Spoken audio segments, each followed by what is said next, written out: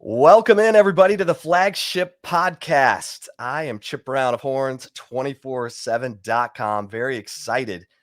And Texas Longhorn fans should be excited to hear from our next guest. He is the high school coach at Edgewater High School in Orlando, Florida. That is the high school of the top running back in the nation in the 2023 recruiting class, Cedric Baxter Jr., also known as CJ. And of course, his head coach is Cameron Duke. Coach, how are you doing?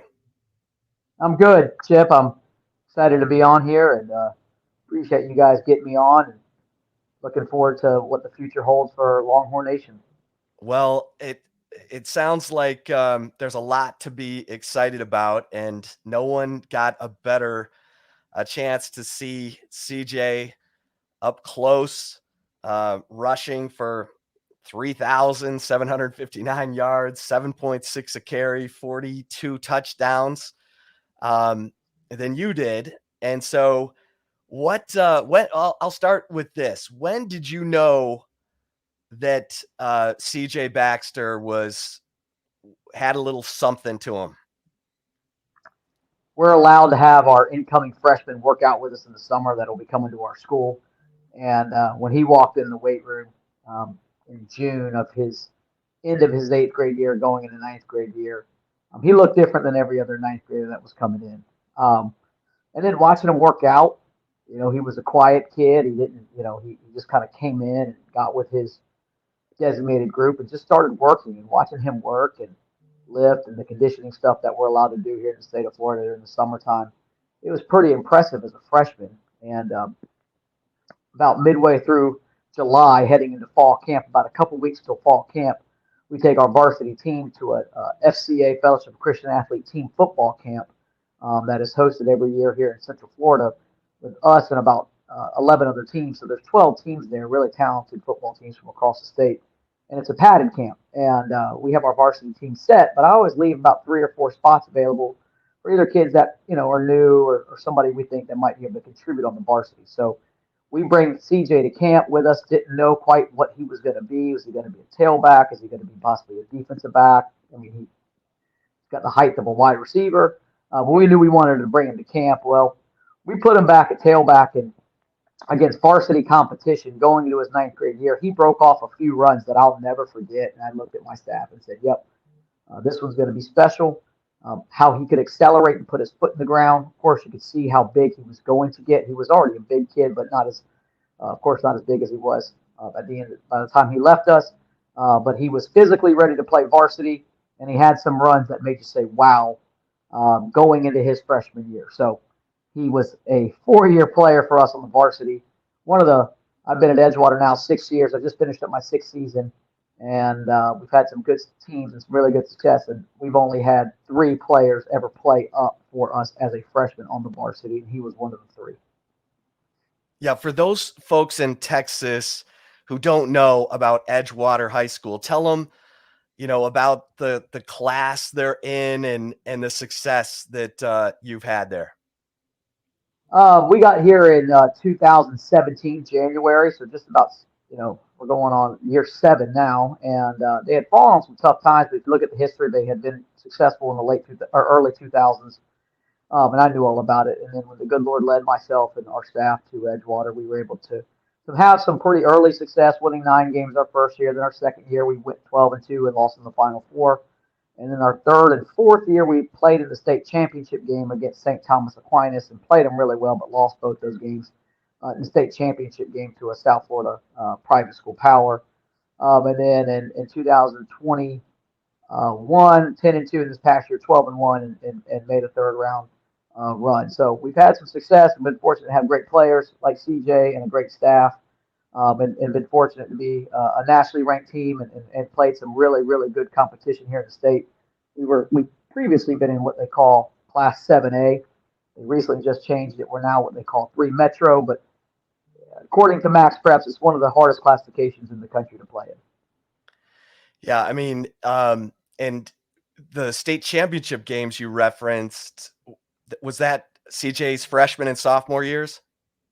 Correct. His freshman and sophomore years, he played us in the state championship. He played the state title games, and in the sophomore year, he had an extremely talented game at Doak Campbell in Tallahassee, Florida, the home of Florida State Seminoles. He played really well, scored a couple touchdowns, and that was the start of him really kind of blowing up on the national scene. Yeah, at that point, is that when the recruiting really took off for CJ? Yeah, I think that game and a few other games, his sophomore year, we saw a combination of size and speed that was elite. Um, he was just when people came in and met him early on, he got a lot of attention early. Was committed to Florida State actually after his freshman year. Then opened his recruitment back up just because he hadn't been a lot of places. We just kept coming out of COVID.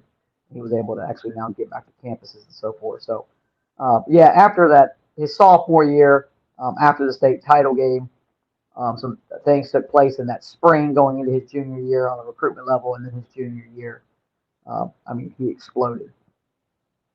Yeah, and he grew up a fan of Florida State. He grew up a fan of Dalvin Cook. That's part of the reason he wears number 4, or he did at Edgewater, right? Yep.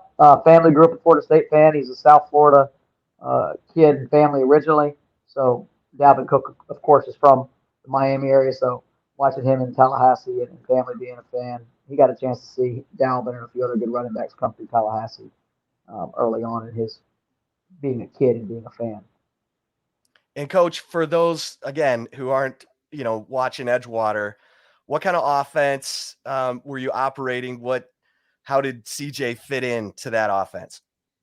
We're a spread, no huddle, up tempo offense, but we're going to primarily. You're going to have to stop the run to beat us. We're going to be a gap scheme team. We're going to run power. We're going to run counter. We're going to run buck sweep. We'll run inside zone, and then we like to do some different stuff in the RPO game. But we try to play with tempo and try to be physical at the point of attack. And having CJ as our primary back was perfect fit for us. But when you go back and look at his stuff, you'll see a lot of times he's playing with an H back in front of us, but also can be a really good one back player as well. And I think the most special thing about CJ is how talented he is out of the backfield in his hands.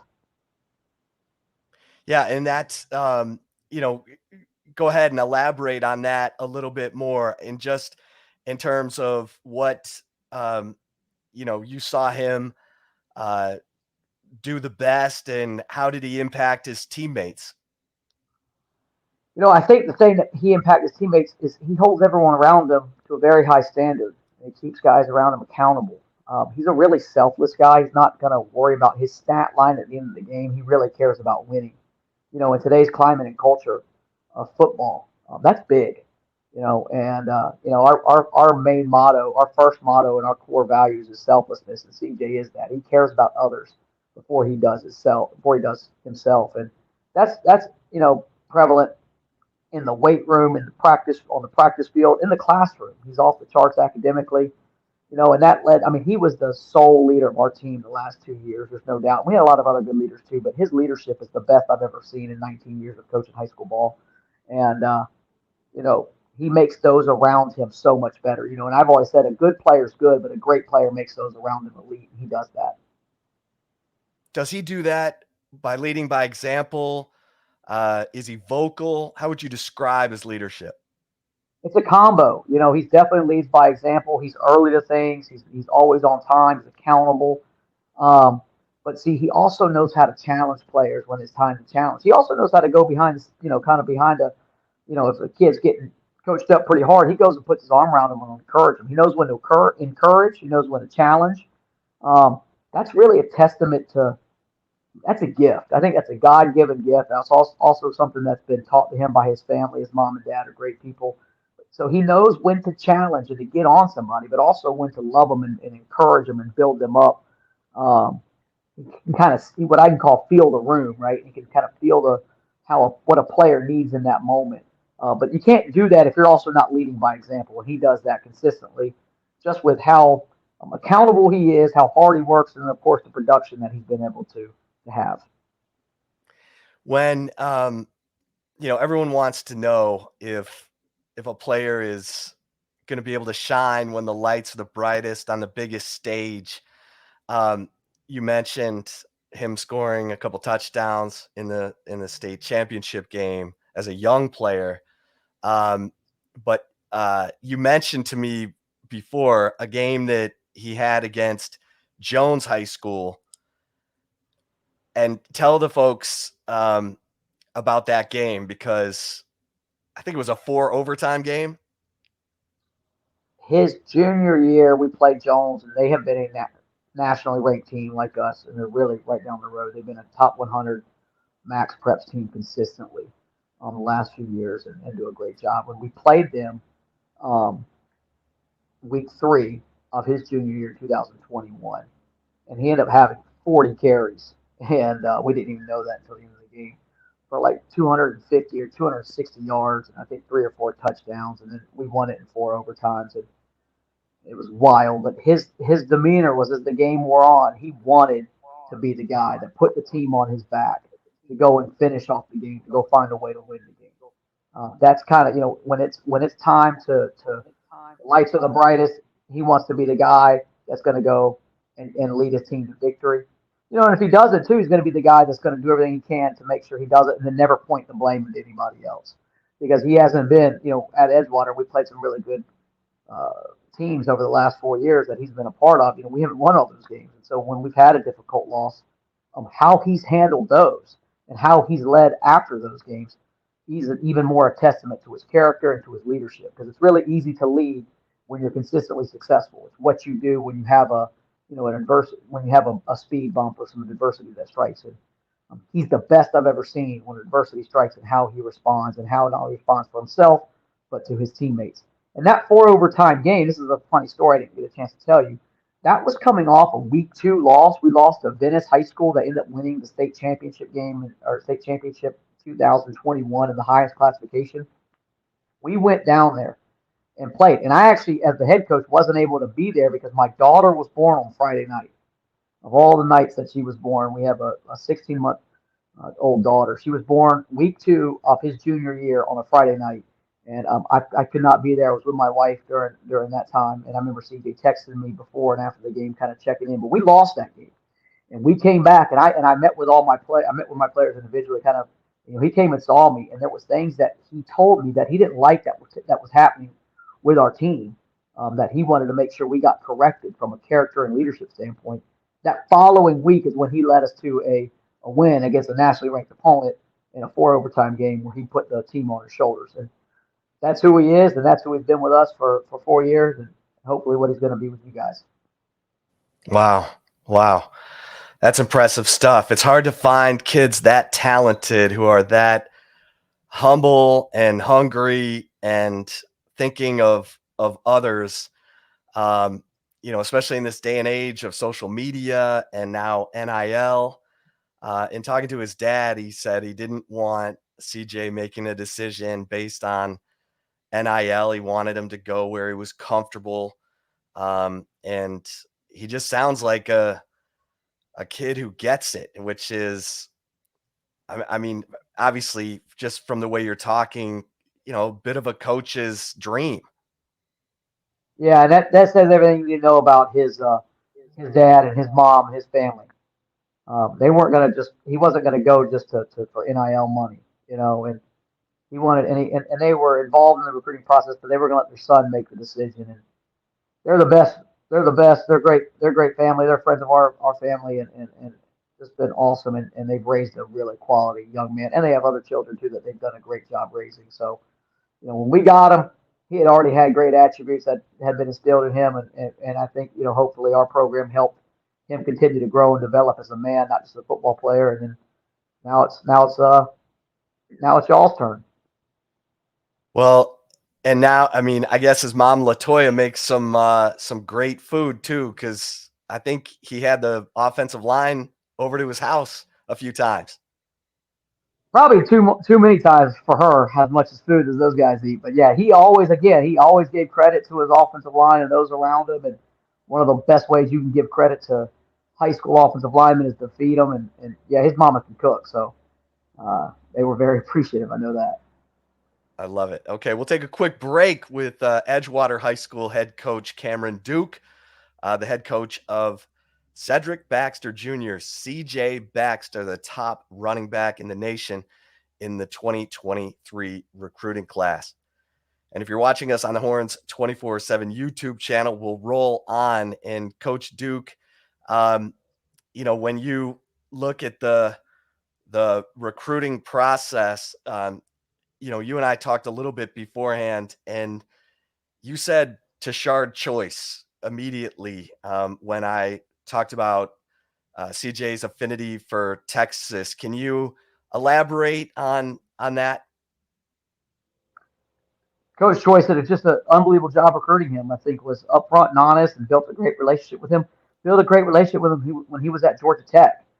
CJ early on, when I would ask him and kind of get his feeling on what schools early on stood out. Georgia Tech was always in the picture. That's where Coach Choice was at the time as an assistant coach, and that was because of their relationship they had built. That carried over to when he got on staff with the Longhorns, and the guy I can't tell you how many times he's been to Edgewater and out to practice and to our games and so forth, but getting to know him, I can see why. He's a great man. He's very committed in his faith. He wants to develop the whole player, mind, body, and spirit. He's had a great track record with all the backs, and of course the backs that are with Bijan and the guys that Texas had under his leadership this past year.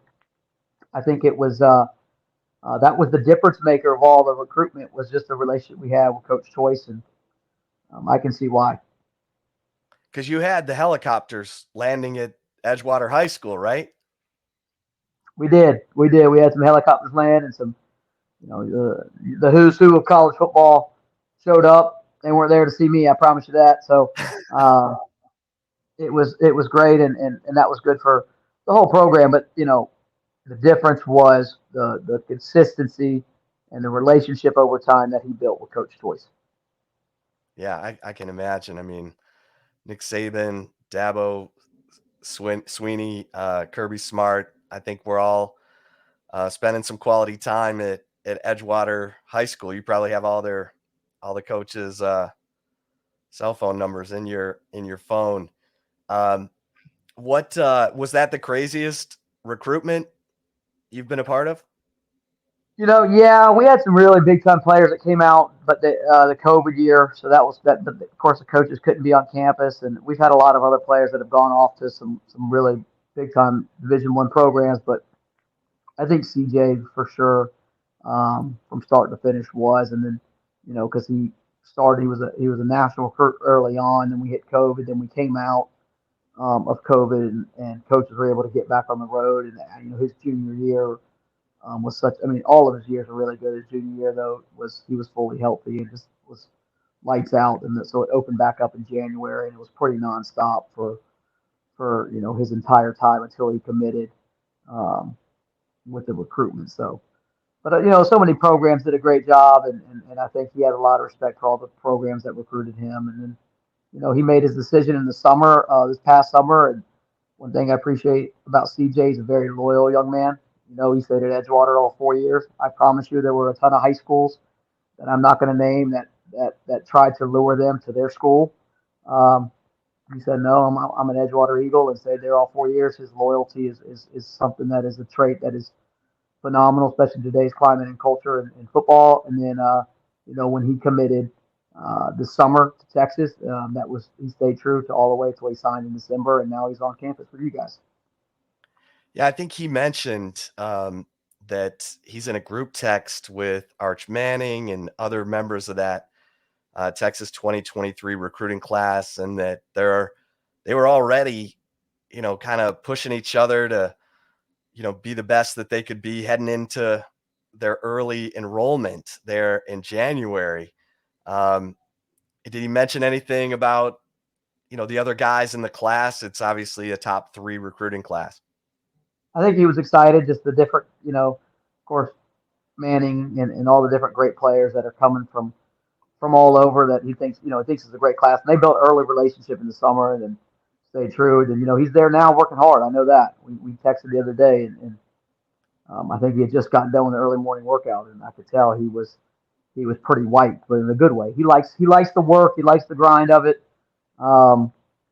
he likes all the aspects of really being a high level football player, not just the glitz and glamour of being a recruit. So I know he's happy to be there and getting in the work. But yeah, I know they built a strong relationship in the recruiting process throughout the summer into the fall. The only injuries he had at Edgewater were hamstring, right? Yeah, and he's such a twitchy, big athlete, and so he did a really good job in preventative care and was really good in the weight room. But he had a couple of tweaks of the hamstring, but nothing major, but just enough to where he's a pretty high level elite athlete, and those hamstrings sometimes are things that you got to continually to watch and monitor. And I know he's excited and getting with the trainers and medical staff there and all the support that he'll have of really developing um, not just the strength in the hamstrings, but being preventative and hopefully staying healthy while he's there. But he was great in the off season. He was really strong in the weight room. But yeah, he did have a couple things with the hamstrings being tweaked. But I think I saw he had 5 fumbles. He only lost 2 in his 4 years at Edgewater. So pretty sure with the ball in his hands. Yeah, I don't even know the numbers, but we know that winning football is about turnover ratio and winning it. And not giving them up on offense and finding a way to get them on defense. And he protected the football extremely well, especially for the workload that he got, and he took great pride in that. And if he ever did, the times that he did put it on the ground, he's one of those guys that came off and was able to. He was more upset with himself than I or any coach could be, and he was going to go correct it and get it right. That's one thing when a special player, you don't have to just chew them out and get on them. They take it more personally themselves than any coach getting onto them. But he got better and better throughout his entire time, really protecting the football, and that's how you win and lose games. Well, and you said that he wasn't, your offense didn't use him in the passing game a ton, but you said he might have had the best hands on the team. Yeah, there was some things that we did to get him the ball in space, but looking back, I probably should have done it more. There's no doubt. Phenomenal hands, great route runner, can really sink his hips and get in and out of breaks. I think I told you going into his junior year in the spring, we're able to have 20 practices in the spring. So his second semester of his sophomore year in the spring in May, I worked him primarily at receiver so he could learn all of our entire offense from the different positions, inside and outside receiver. So if I ever wanted to put him there, we could, and he could get a big picture of the offense, which he did. So he worked all spring there and worked running routes, and his hands are exceptional. And then he had some big time stuff for us in the past game, made some big critical third down catches. But his work out of the backfield or being able to line up kind of all over the places, he definitely can do it because he's got great hands. He takes the ball out of the air, and is a really, really good route runner. I mean, he can get in and out of breaks like a receiver. When did you see him face the most adversity? That's a great question. He battled a little bit of stuff his sophomore year from a hamstring deal that he was able to fight back, get healthy, and then have a really big game in a semifinal game, and then get us to a state title game. Um, you know, his senior year, he had a little bit. He got nicked up, and he fought like crazy to come back and play in the playoffs, which he did. Listen, he was already coming to Texas, but he wanted to play for his teammates. He wanted to play for his school. He could have checked out easily, and he didn't. And that says everything you know about him. He fought like crazy to get healthy, and he did our last few games in the playoffs, his senior year. Where now you're starting to see sometimes guys opt out or move. If they get nicked up at all their senior year and they're already committed to places, they might not play. That's not him at all. Um, he's had some stuff with his grandmother, battling stuff, and he's been always honest with me and our teammates about lifting up family members in prayer when there's been stuff that's going on. And one thing I've always appreciated about CJ is open with what's going on and with us as a staff and his teammates. He always asks for prayer, for guidance. And So he definitely battled adversity like any young person at different times. But he does it, and I think he thrives in it for being a I still look at him as a high school kid. 'Cause he's really should be a high school senior second semester, but now he's in college. But he battles adversity as good as any young person I've ever coached. Well, you mentioned his grade point average. I know his dad said, "You make a C, you're not playing," and he never made a C. I think he had a 3.8 grade average when he left Edgewater. That's incredible. Off the charts and was loved by his teachers. When in COVID, when a lot of kids went virtual, his grades improved. Again, was raised by great family, and then, he worked his butt off. I mean, he had the Ivy Leagues wanting him. You know, um, he cares about being a great student, and that's one thing I appreciate about him. If he's going to do something, he's going to excel at it. So as a student, he's going to go max it out. As a football player, same way. And that was such a good example for all of our players and student athletes at Edgewater, and it was inspiring to see that somebody that he wasn't worried about academic eligibility. He was worried about academic excellence, and he demonstrated that, of course, ending his high school career, graduating early with, that GPA. That was his. Does he go by C4? Is that his nickname or? Goes by C4. I've always just called him CJ. Um, and his dad, Cedric Baxter Sr. But he definitely goes by C4 by a lot of people. He'll probably always be CJ to me. Yeah, he's gonna have to wait. Jordan Whittington has number 4. He's gonna have to, but he's a senior, so he'll get it eventually. I think he's gonna wear number 8 this freshman year. But when you look at, everyone wants to compare. He's a taller guy. I mean, you said he might even be close. He might even be 6'2". I haven't measured him all the way, but I would not be surprised if he's fully 6'2".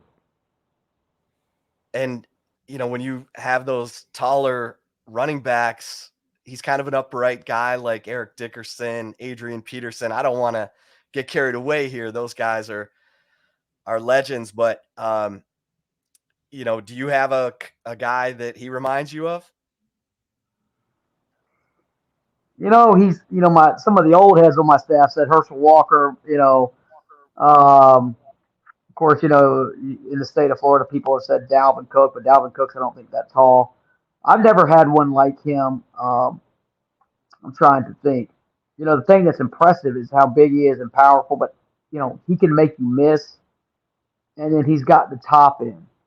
When you watch it and he's breaking these long runs, this is against some of the best competition in the state of Florida, where speed dominates. So for being that big, his turnover is so impressive. His turnover with his running in his gait, especially when he breaks it, is something I've never seen. And then I think what makes him impressive is that he can put his foot in the ground and change direction at full speed. That's usually something that's more geared towards the smaller, shorter, shiftier backs. He does it at 6'2", 215, 218 pounds in high school. That was something I've never seen. Well, Coach, is there anything else that you think is important for folks to know about CJ Baxter? Because we sure do appreciate your time. He's a humble kid, and he wants others to do well. He cares about winning. He doesn't just care about his stat line. He wants to go be.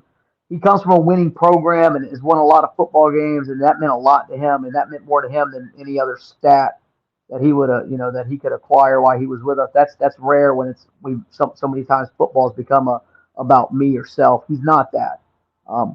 He's a genuine dude. He cares about others well. He's got a great family. Got an older sister that's great. He's got 2 younger brothers that are great, and a mom and dad that are special. And he's just somebody that, I think Texas has got an exceptional football player. Everybody, a lot of people rated him the number 1 back, I think for good reason in the country. This is such a huge statement, but I'm telling you, he's a better person than he is a football player. And, we're going to miss that because I could tell my team, hey, I need you to do what he does. And I don't mean on the field. I mean off the field in the weight room, in the classroom, how he treated others, how he treated his teachers, how he treated family members. That's what I think Texas is getting, an exceptional player and even a better young man. And, I can't wait to watch him, see what he does for you guys here moving forward. And I know we're all excited to see what he does for the Longhorns. Well, it's an exciting time, and I'm sure every Texas fan listening to this podcast interview is walking away feeling like they have a better sense of who CJ Baxter is. And Coach, continued success to you, and thanks so much for taking some time and enlightening us on CJ Baxter. Hey, I appreciate it, Chip, and having me on. And you guys now got a bunch of Texas fans here in the state of Florida. So what do they say? Y'all's way, hook 'em. That's right. That's right. Well, for Cameron Duke, I am Chip Brown. Thanks so much for listening to this episode of the Flagship Podcast. Until next time, we'll see you over at horns247.com. Stay safe and keep the faith.